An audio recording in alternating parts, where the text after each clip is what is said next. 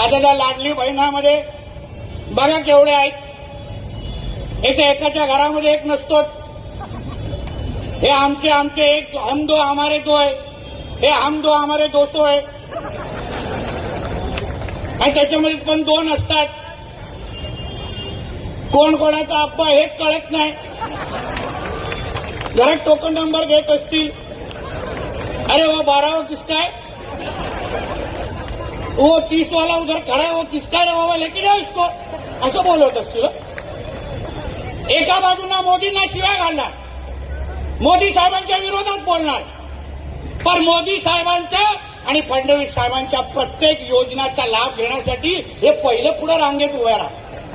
सांगा, तुम्हाला अगर मोदी साहेब आवडत नाही, तुम्हाला अगर फडणवीस साहेब आवडत नाही, मग ते बुरखा घालून तुम्ही पुढे का उभं राहता हे पहिलं मला सांगा.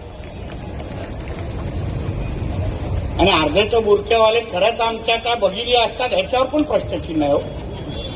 माझ्या मतदारसंघामध्ये तर एकाला बुरखा घालून 14 वेळा मतदान करताना आम्ही पकडलेलं, 14 वेळा.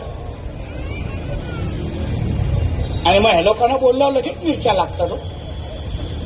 तुम्ही ज्या मातीमध्ये राहता, ज्या देशामध्ये राहता, त्या देशाचा नियम पाळा, त्या देशाचं संविधान पाळा,